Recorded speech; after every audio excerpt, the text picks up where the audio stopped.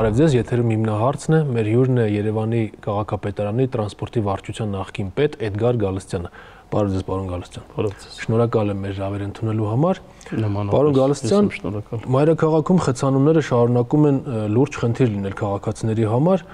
ընդ որում դեռ որևէ լուծում այս պահին համենայնդեպս չի նշմարվում, եւ վերջերս նույնիսկ Նիկոլ Փաշինյանն էլ էր խնդրին անդրադարձել, անվանելով իրավիճակը սարսափելի։ Ձեր կարծիքով, որպես ոլորտի բազմամյա փորձ ունեցող, ինչ լուծումներ կարելի առաջարկել եւ ինչպես պայքարել այս երևույթի դեմ կամ գոնե մի քիչ մեղմացնել։ Մասնագիտական տերմին գոյություն ունի վաճումը, ես հիմա կբացատրեմ դա որն է, վարորդ ավտոմոբիլ ճանապարհ միջավայր եւ սրան զուգահեռ այս ամբողջի կառավարում հսկողություն։ Այսինքն վաճումը համակարգը պետք է ամբողջությամբ վերանայել եւ բնականաբար վաճումը համակարգի պատասխանատու պատկան մարմինները պետք է իրենց ամենօրյա աշխատանքային սեղանին ունենան աշխատանքային ծրագիր եւ իրականացնեն գործառույթները ըստ այդմս, որպեսզի իրականացվի այն խնդիրների լուծումը, որ այսօր քաղաքը, այսպես ասած, քաղաքի առաջ կանգնած է։ Հիմա նայեք, վարորդ ավտոմոբիլ ճանապարհ միջավայր։ Այս բոլոր բաղադրիչները շատ կարևոր են, եթե սրանցից մեկը նույնիսկ բացի թողի վիճակ լինի, մենք չենք ունենա պատշաճ կամ նորմալ ապահովում խցանումների հետ կապված, ճանապարհային երթևեկության անվտանգության կազմակերպման հետ կապված, այս ամբողջը մի ամբողջականություն է, մի շղթա է, եւ այս շղթայի մեջ մի անիվը, մի մասը, որ հանես առանձին, ինքը չի աշխատելու։ Տեսեք, մենք վարորդների մասով հերթով գնանք, վարորդ ավտոմոբիլ ճանապարհ միջավայր, վարորդների մասով ասեմ, եթե ժամանակին ինչ-որ քայլեր արվում են, բայց դա մենք շոշափելի արդյունքներ հետո կունենանք ու շատ փոքր են այդ քայլերը։ Տեսեք, եթե ժամանակին մենք գիտենք, որ վարորդական իրավունք 1000-ից մեկներ շատ ինքը իրանև, այսպես ասած, իր գիտելիքներով չարչարվում, որ ձեռք բերեր, հիմա 1000-ից մեկն է, որ ձեռք չի բերում, բայց դա մի բաղադրիչն է, որ պետքա շարունակական լինի։ Վարորդ ասելով, վարորդը պետքա կրթվածություն եւ պատշաճ գիտելիքներ ունենա։ Մեր վարորդները այսօր դեռ չունեն եւ այս խստացումները որ կան հիմա, որ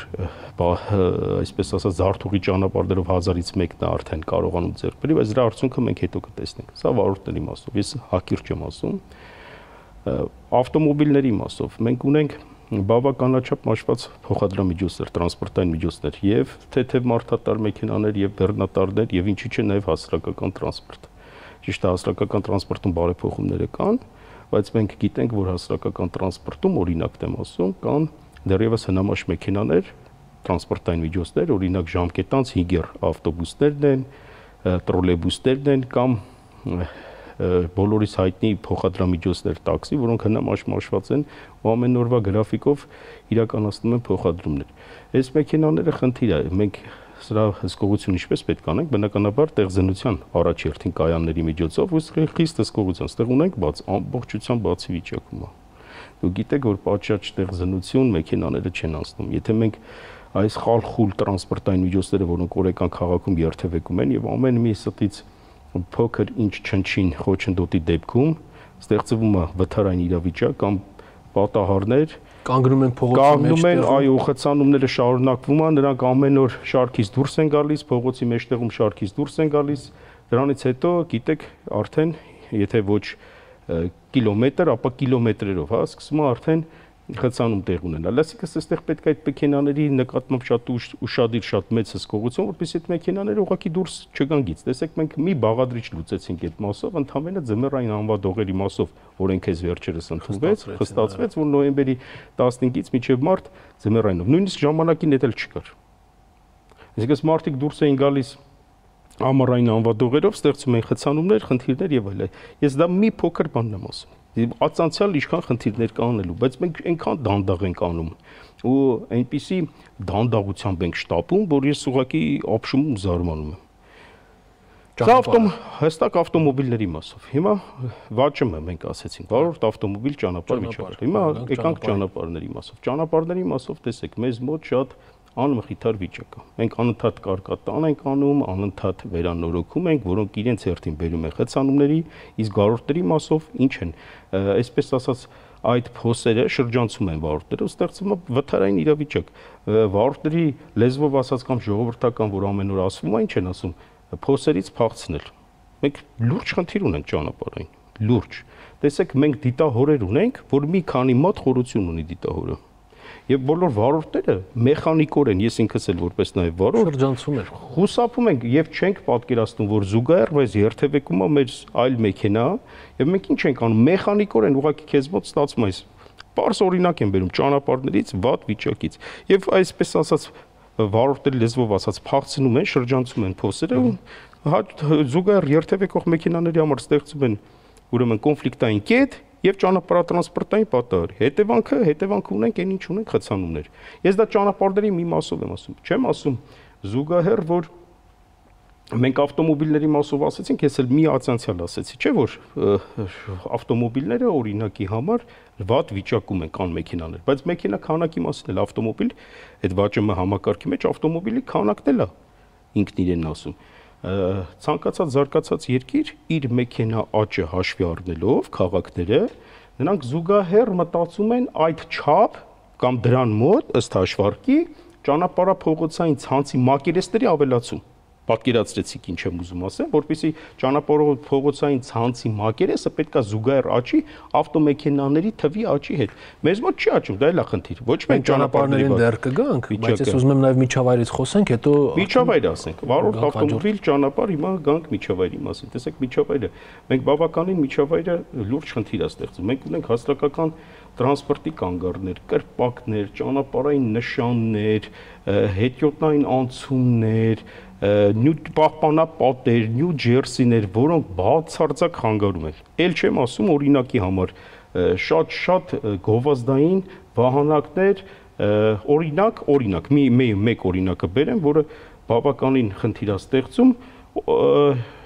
դեղատների կանաչ խաչերը, այսինքն միջավայրը ոչ ամբողջությամբ, ես ուղղակի շատ փոքր, շատ կարելի է խոսել միջավայրի մասին, այսինքն այս ամբողջությամբ պետքա, ես իմ ասած, ես կարճ հակիրճ եմ ասում, որպեսզի ուղղակի բոլորին պատկերավոր լինի խոսքը ինչի մասին է, բայց սա անցյալ կարելի է բացել, աշխատանքային պլան կազմել ու սրանով սկսել զբաղվել։ Տեսեք, միջավայրը կրպակներ ունենք, խաչմերուկներ, որ տեսադաշտը փակում են,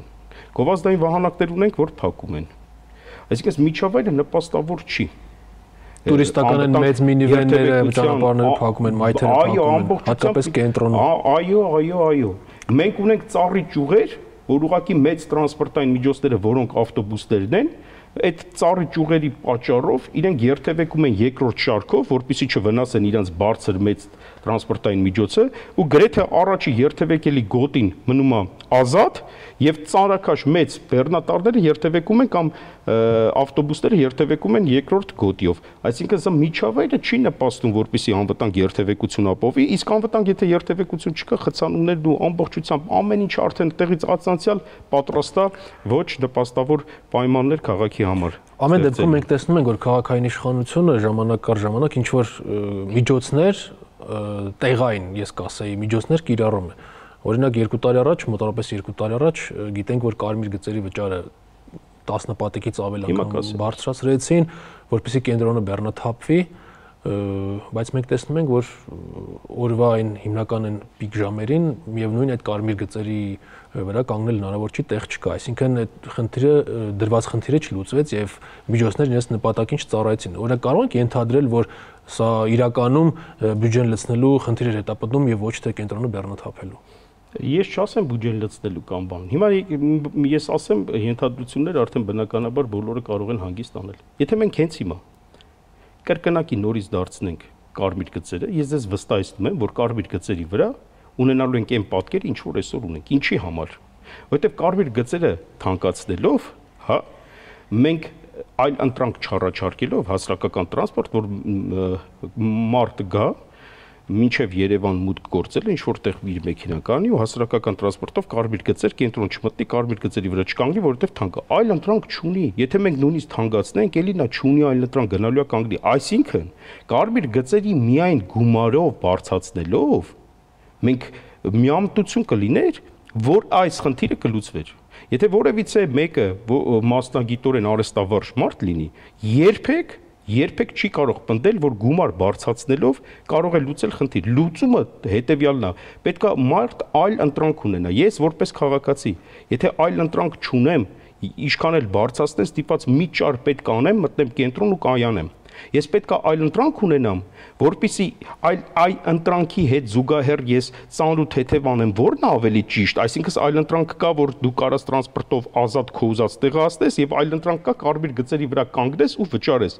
Մենք չունենք այլ ընտրանքը երկրորդ իդեալական հասարակական տրանսպորտ, որպեսզի A կետից B կետը կենտրոնում կամ այլտեղ տեղափոխվենք, որպեսզի մենք ծանրակշռությունը ծանր ու թեթև անենք եւ որոշենք։ Այդ որոշելու հնարավորությունը դեռ տրված չի։ Մենք ինչքան էլ ասենք, որ հասարակական տրանսպորտը բարեփոխում ենք, ես կասեի բարեփոխման մեջ ենք, չենք բարեփոխել, որտեղ ես մի օրինակ մենակ բերեցի։ Ունենք հին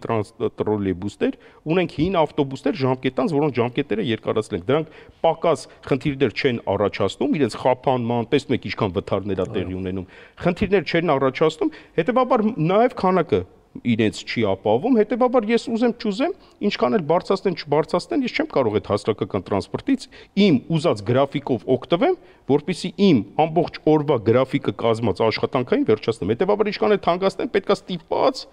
նեն որ ասում եմ մի ձև ճարահատված տեղավորվեմ։ Հիմա ես ասեմ, մենք հասարակական տրանսպորտը, որ ասում ենք բարելավել ենք, հասարակական տրանսպորտը այնքան բարդ համակարգ է, տեսեք, եթե նույնիսկ մենք ամբողջությամբ նոր տրոլեյբուսներ բերենք, դիմացս մեկ այլ լրագրող ասի, պարոն Գալստյան, դուք ժամանակին ասում եք, որ կան հնամաշ, բայց հիմա չկա, ոչ։ Տեսեք, տրոլեյբուս ունի ենթակառուցվածքներ, ենթակայաններ, լարեր, ցանցային, ճիշտ է։ Եթե պատկերացնեք, մենք ունենք գեղեցիկ տրոլեյբուս, բայց ամբողջությամբ ցանցը լարերը ամբողջությամբ, հա, սնուցող ցանցերը մաշված են։ Դա գնալու է միտեղ կանգնի, այսինքն խնդիրը լուծված չէ, այսինքն որ ասում ենք բարեփոխում, մենք պետքա բարեփոխում տրանսպորտի մեջ, տրանսպորտի բառի մեջ մտնող ցանկացած, այսինքն դա նեղ մասնագետները գիտեն, ամբողջ համակարգ արդեն բարեփոխած լինենք։ Բայց դա քանի տարի պետք է կարող է տևել։ Ես հասկանում եմ, որ բարեփոխում ասվածը դա մի անվերջություն կարող է լինել։ Եկանք այն հարցին, ամենակարևոր հարցին։ Այսօր քաղաքային տնտեսությունը բյուջեն վատ վիճակում չի, եթե չասենք։ Եթե չասենք, որ գերազանց, բայց վատ վիճակում չի։ Դուք գիտեք, վերջերս բարձրացրեցին գույքարկը եւ այլ, տնտեսություն կա։ Եւ եթե մենք վերցնենք նայենք, մենք ավականին ինչպիսի ծրագրեր է ֆինանսավորում, ավականու որոշմամբ ինչպիսի ծրագրեր, այսինքն բյուջեն կազմվում է եւ այլ։ Մենք նույնիսկ մասնավորի օրինակ, ես ինչքան գիտեմ, մենք մասնավորներին կամ օգնում ենք, կամ կինո ենք նկարում, թատրոն ենք եւ այլն։ Բայց տեսեք, մի բան ասեմ ձեզ, Երևանը դա մեծ տուն է, համայնք է։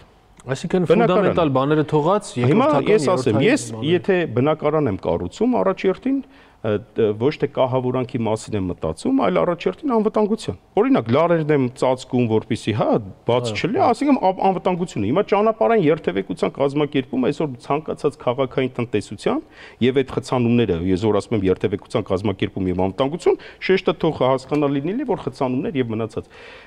Պետք է այս ամբողջ ֆինանսները առաջի հերթին այդ անվտանգությունը ապահովելուն ուղղվի, նոր ածանցյալ։ Եթե մենք նայենք տեսնենք ինչպիսի ծրագրեր են իրական, Քավլիցի ես դեմ չեմ, որ այդպիսի ծրագրեր իրականացնեն, բայց եթե մենք անվտանգային խնդիրների մասով ինչ որ տեղ չենք արագացնում ձեր ասած, այլ դանդաղ ենք շտապում, այսպես ասած ցանցը չենք փոխում տրոլեյբուսների, նոր մեքենա շարժակազմ չենք բերում, ճանապարհները չենք բերում իդեալական վիճակի, ես ասացի դիտահորերը չենք ամբողջությամբ փոխում, հետեւաբար ես ժամանակավրեպ եմ համարում այլ ծրագրերի վրա ինչ որ գումարներ ծախսել, որտեղ առաջերտին անվտանգային խնդիրն է, այս անվտանգային խնդիրները այնքան են մեծանալու, առաջացիկ տեմպերով այնքան են արագանում, որ քաղաքային տնտեսությունը պետքա 24/7 աշխատանք իրականացնի ու ռեսուրս ամբողջությամբ այն կարևոր ռեսուրսը, հիմնական ռեսուրսը ուղղի այս խնդիրների լուծման, այլապես քաղաքը, ինչպես վարչապետն ասում, կոլապսի կվերածվի։ Հիմա պետք է ամբողջությամբ վերանայել։ Տեսեք, ես մի բան ձեզ ասեմ, մենք նոր ճանապարհ չենք կարող կառուցել օրինակի համար քաղաքի կենտրոնից նոր բարձրացող, նոր, այսինքն միջավայր այնպեսին է, որ դու նոր ճանապարհներ չես կարող կառուցել, ճիշտ է, պետքա ուրեմն ոնց որ իրականացնես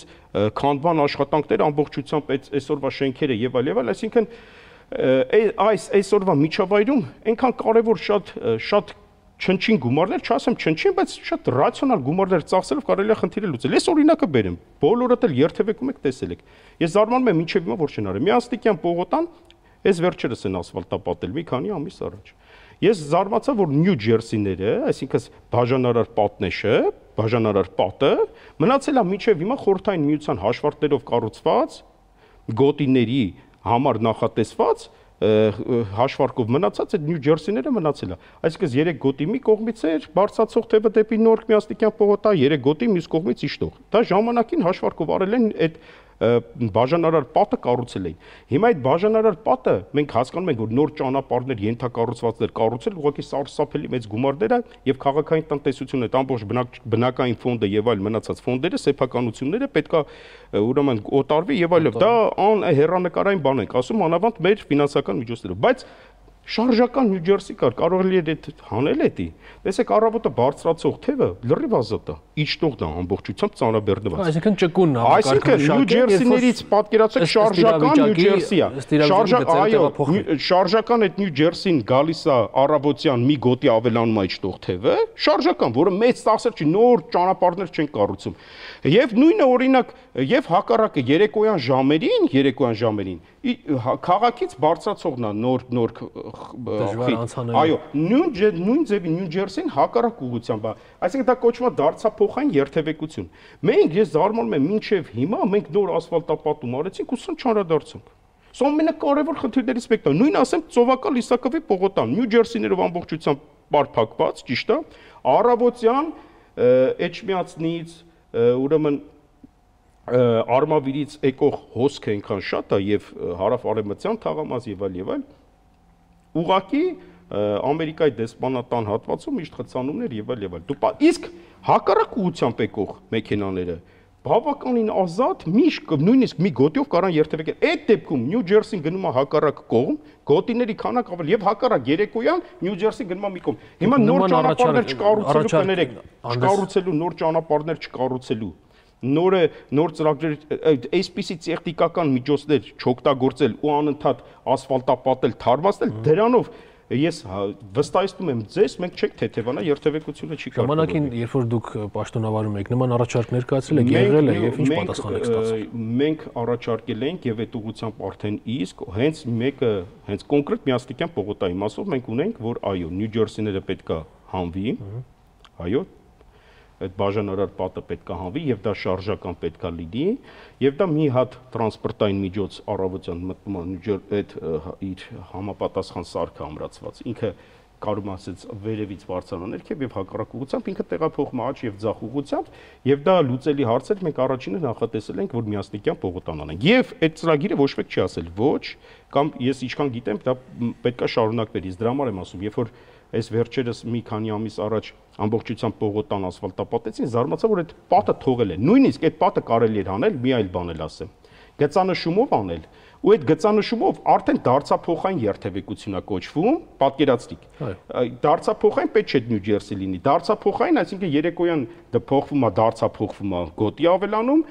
իսկ առավոտյան հակառակ կողմից է դարձափոխայինը ավելանում։ Այսինքն դարձափոխային երթևեկություն մինչև հիմա կազմակերպված չի։ Նաև նկատել ենք, որ վերջերս հիմնականում կենտրոնում տարբեր հատվածներում արգելում են մեքենաների կայանումը։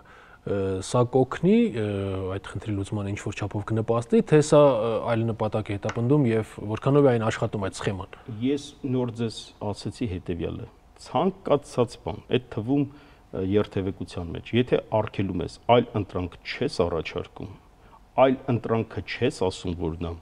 այլ ընտրանքը միջև այդ չես ստեղծում, չի աշխատում։ Ունենում ենք այն, ասում ուզում ենք լավ, ստացվեց ինչպես միշտ։ Պարոն Գալստյան, թվարկեցիք մի քանի այսպես լուծումներ, know-how-ներ, ինչպես ասում են, բայց օրինակ չանդրադարձակ վերգետնյա մեծ կամուրջների ճանապարհների կառուցումը, օրինակ հիմնականում խոշոր մեգապոլիսները աշխարհի գնացել են այդ ճանապարհով։ Մենք էլ ըստ էության ունենք որոշ հարմար հատվածներ քաղաքի տարբեր հատվածներում ունենք, որտեղ կարելի է նման լուծման գտնել։ Ես կոնկրետ հիմա օրինակը բերեմ։ Կոնկրետ բերեմ։ Քանի որ կենտրոն հեռուստալիքը մոտ է Աջափնյակ համայնքում է եւ մոտ է օրինակի համար աշտարակի խճուղուց գարաժ այն մոլի հարևանությամբ փոքր, հա, փոքր օղակաձև։ Այո, օղակաձև։ Եթե մենք այդտեղ էստակատ չկառուցենք, էստակատ չլինի, էստակատի լուծում չտանք, ես կոնկրետ ասում եմ, հենց այդ միջավայր, որ ասում եմ միջավայրը բարենպաստ չի, ես իգնակատուն եմ դա։ Հիմա նայեք, մի փոքր օղակաձև երթևեկություն է կառուցված։ Այդտեղ իսկապես միշտ կոլապս է լինում։ Եվ միջավայրը հնարավորություն չի տալի այդտեղ երբեք էլ չի տա այդ հնարավորությունը կոնկրետ կառուցված է այնպես այդ միջավայրը, այնպես է դասավորված միջավայրը, որ ցանկացած տրանսպորտային միջոցներ նույնիսկ ամենա օրինական ձևով երթևեկելու պայմաններում թողունակությունը չի ապավելու։ Այդտեղ պետք է այո, էստակադի օրինակ լուծումներ։ Օրինակն հենց բերեցինք այդտեղ։ Հայրենիքի Խաչմերուկում կինո հայրենիքին հարող հատվածում եւս այնտեղ պետքա անմիջական քաղաքաշինական լուծումներ։ Դուք հիշեք, որ Հակ Մարությանի օրը քննարկվեց, մնաց եւ այլ, բայց ուզենք չուզենք անդրադառնալու ենք դրան։ Ես ասեցի, լավ, հələ դրանք մի փոքր ավելի մեծ են, բայց մենք ամենա այսպես ասած ոչ ծախսատար միջոցառումներն էլ չենք անում։ Մյուսը ասեմ ձեզի, ամբողջ աշխարհում խելացի լուսացույցների կառավարմանն են գնում, որը շատ մեծ թանկ հաճույք էլ չի։ Այս նույն լուսացույցների վրա ուղղակի մի քիչ պետքա ծախս ավելացնել, այս այսօրվա լուսացույցների տարբերություն, այդ ծախսը մեկը մենք լուսացույցները թարմացնում ենք, ուղղակի խելացի լուսացույցներ, որոնք մեխանիկորեն հոսքը տեսախցիկի դետեկտորների կոնտրոլերների միջոցով հաշվարկեն անում, իրանք անմիջապես տեսախցիկի օգտությամբ իր վրա տեղադրված է, եւ ինքը որոշում է արդեն լուսացույցի աշխատանքի ռեժիմը, այսինքն գույները, թե ինչքան բաշխի։ Մենք հիմա սահմանել ենք հստակ ու այսպես ասած թողել ենք, գնացել ենք այսպես ասած տաներով, թե այնտեղ ինչա կատարվում, չգիտենք։ Լուսացույցը աշխատում է ստաբիլ նույն ռեժիմով, բայց օրվա տարբեր ժամերի նրա աշխատանքը լրիվ խաթարում է։ Հետևաբար, եթե առավոտյան հոսքը երկար է, նա տեսնում է, որ այդ ուղղությամբ կանաչը կամ կարմիրը տարբեր ուղղություններով ինքը կարգավորում է մեխանիկորեն, դա խելացի լուսացույցներ է պետք։ Այսինքն ես ինչ ասեցի, որ անվտանգային հարցը քաղաքային իշխանությունը եթե չլուծի, մենք ինչքան էլ մշակութային պուպուշ միջոցառումներ անենք, կներեք, որ մշակութային գործիչները կարող են նեղանան, բայց եթե մենք այս անվտանգային հարցերը չլուծենք, այդ ֆոնը մեր համար, որպես քաղաքացի եմ ասում, լիարժեք ուրախություն չի բերելու, որովհետև ես եթե պետք է զարթնեմ առավոտյան այդ պահին մի փոքր ուրախանամ այդ մշակութային միջոցառումը, բայց առավոտյան մտածեմ, թե ես ոնց պետք է հասնեմ աշխատանքի, ինչ այդ ուրախությունը շատ կարճ է տևելու։ Հետևաբար պետք է այս խնդիրները լուծվի, նոր այդ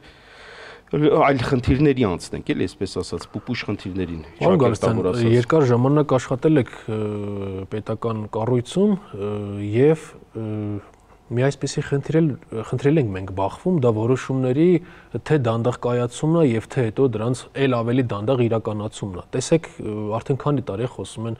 մետրոյի աջափնյակ կայարանի կառուցման մասին, կամ ավելի այսպես ցայտուն օրինակ պետական կառավարման դանդաղ կոտության, դա հյուսիս-հարավ ճանապարհի այն հարավ-արևմտյան թաղամասի այն մի փոքր հատվածն է, որտեղ արդեն երկար տարիներ սեփականատիրոջ հետ այդ հողամասի սեփականատիրոջ հետ դատական քաշքշուկների պատճառով չեն կարողանում այդ ճանապարհը վերջո ավարտին հասնել։ Ինչ է կարծում, ինչու է պետությունը նման դանդաղ կերպով աշխատում, ինչու է մեզանում որոշումները թե ընդունելու համար են երկար ժամանակ պահանջում, թե առավել եւս իրագործելու։ Ես միայն իմ փորձից կարող եմ ասել աշխատած տարիների, տեսեք, ես որ հաղորդման սկզբից ես ասեցի վաճումը համակարգ եւ շեշտեցի ինչ, եթե ուշադիր լինեք կամ վաղը միսօր կրկնվի այս տեսագրությունը, ուշադիր նայեք, ես ասեցի դրան գումարած պետական կառավարում հսկողություն։ Այսինքն վարորդ ավտոմոբիլ ճանապարհ միջավայր, բայց պետական կառավարման հսկողությամբ։ Այսինքն կառավարում էլ է պետք է ամբողջին։ Պարզ ասեցի, կառավարում։ Հիմա ինչի համար է այդպես։ Մեզ մոտ, չգիտեմ, մեր հայկական մենթալիտետն ասեմ, թե ես ուղղակի զուտ, որ խնդիրները գիտեք ոնց ճիշտ չի ներկայացվում կամ առնվազն ներկայացումը ղեկավարը իրեն հարմար ձևով ավելի վերադասին։ Հիմա ես ձեզ ասեմ, վարչապետը դուրս եկավ, ինքը տեսավ կատաստրոֆիկ վիճակը։ Ես խիստ կասկածում եմ, որ որևիցե մեկը պատասխանատու ոլորտներից վարչապետի մոտ հատուկ հերթագրվեր մուտք գործեր եւ ասել ես եկել եմ, որպեսզի վիճակը կատաստրոֆիկ է եւ մենք խնդիրներ ունենք։ Որտեւ խորհրդակցությունների, կառավարության նիստերի, մյուս որ ասում են ինչ խնդիրներ կա, բոլորը այն մի հատ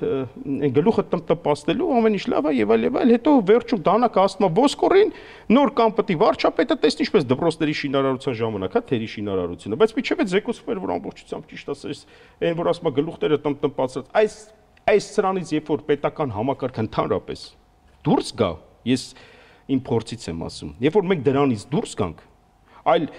մենք սխալները մեր վերադասին ճիշտ ներկայացնենք, ժամանակին ներկայացնենք, ոչ թե վախվխորած, մտահոգված, որ կարող է վերադասը ես իմիջ որոշում կայացնի, սպասի այսօր է չասենք, Վաղնել չասենք։ Խնդիրը սվաղում են, հետո այդ պաշտոնյային հանում են, նոր պաշտոնյային նշանակում։ Ինչի մենք ամեն օր չենք ականատես լինում, որ ոլորտի առաջի դեմքը կամ երկրի առաջի դեմքը զբաղվում է այն հարցերով պահի տակ, որ պետք է չզբաղվեր, բայց ինչի է զբաղվում։ Ինչա գնում ստուգում, որտեվ գիտի կներեք, որ այսպես եմ ասում, բայց ուղիղ ենք խոսում, որտեվ գիտի, որ եկել են գլուխները տնտպացրել են, սխալ են տնտպացրել։ Ստիպված գնում է անձամբ ինքը տեսնի։ Այսինքն այդ մտահոգություն ունի, որ սխալ են տնտպացրել։ Այստեղ մեր մոտ մենք միջև պետական համակարգը դուրս չկա այն գաղափարից, որ թագավորն ապրած կենա, այլ իրոք ասի խնդիր կա, պետքա լուծվի եւ վերջապես դրվի սեղանին ասվի այս մշակութային միջոցառումը մի խոսքով կարելի է այդ գցել այստեղ էստագատ պատրաստել, որովհետեւ կատաստրոֆիկ է ու ճիշտ ներկայացնի, այլ ոչ թե վարչապետը կամ ոլորտի թիվ 1-ը քաղաքապետը կամ մյուսը։ Քաղաքապետի խնդիրն է չի երթևեկությամբ զբաղվի։ Նա ունի համապատասխան ստորաբաժանումներ, ամեն մեկը ճիշտ պետք է ներկայացնեն։ Այդ տակից սխալ է ներկայացվում։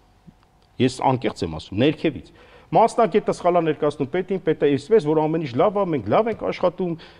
այն թագավորն ապրած կենա սկզբունքով ամեն ինչ իդեալական է։ Եվ վերջում հասկանում ենք, որ տարիները, օրերը, ժամերը, ամիսները գնացին, ունենք այն, ինչ դեռ ունենք։ Ունենք այն, ինչ դեռ ունենք։ Ես ասում եմ, մեկը չկասի, հենց հիմա Միաստիկյան պողոտան վերանորոգել ենք, ասֆալտապատել ենք, այսօր շատ անդրադարձա Միաստիկյան պողոտային, ուղղակի զուտ աչքի զարնող պողոտա։ Անընդհատ երթևեկությունը մեր աչքի դեմ է, որտեղ մենք ուզենք չուզենք, գոնե շաբաթը մի անգամ, եթե այդ կողմով մարդ ամեն օր աշխատանքի չի գնում, ուղղակի այդ համայնքները կապելով հետը վարչակաշրջանները անցնում է։ Ամբողջությամբ նոր ասֆալտապատված ճանապարհը հենց հիմա կտրտել են, չես իմանում, սենց դիտահորեր, նոր ասֆալտապատված։ Այ, ըստեղ է պետք որ ասել եղբայր։ Մենք մի քանի ամիս առաջ խցանումներ ունեցանք, որովհետեւ ասֆալտապատում էր։ Վերջապես ասֆալտապատը հիմա նորից խնդիրներ ունեն, քանի որ դիտահորեր է, բայց պետք, այսինքն ես որ ասեցի, այս ամբողջ ռեսուրսների մսխում է դա։ Ռեսուրսներ չէ, ես որ ասում եմ, ՎԱՃՄ համակարգ, վարորդ ավտոմոբիլ ճանապարհ միջավայր, բայց սրա կառավարումը։ Պարոն Գարսյան, չեք կարծում, որ կան մի քանի այսպես ոչ պոպուլյար բնակչության համար ոչ հաճելի որոշումներ, որոնք կայացնելու պարագայում խնդիրների մի մասը կլուծվեր, սակայն իշխանությունը ինչ որ ընտրություններից ընտրություն այդ էլեկտորալ ցիկլի մեջ խուսափում է այդ որոշումների կայացումից։ Օրինակ դիցուկը, օրինակ ասենք անցած տարի ես հիշում եմ վարչապետը իր ելույթներից մեկում ասաց, որ ամեն օր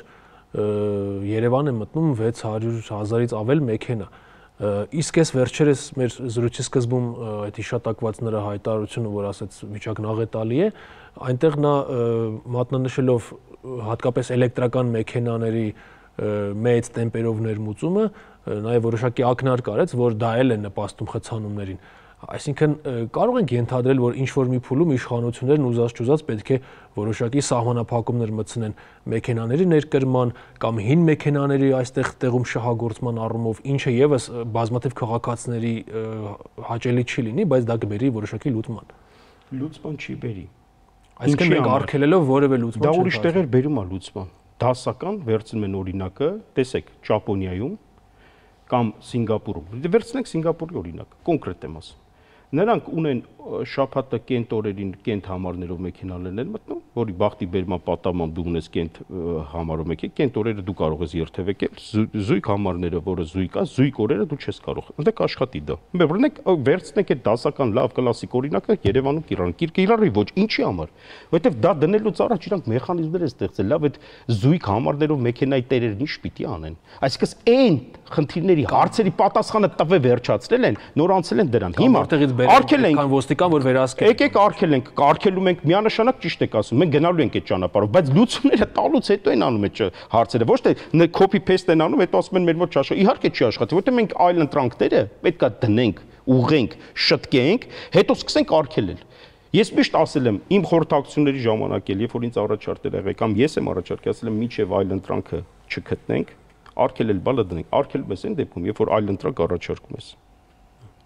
Պարոն Գարսյան, շնորհակալ եմ հետաքրքիր զրույցի համար։ Ես հիշեցնեմ, որ մեր հյուրն էր Երևանի քաղաքապետարանի տրանսպորտի վարչության նախկին պետ Էդգար Գալստյանը։ Կհանդիպենք։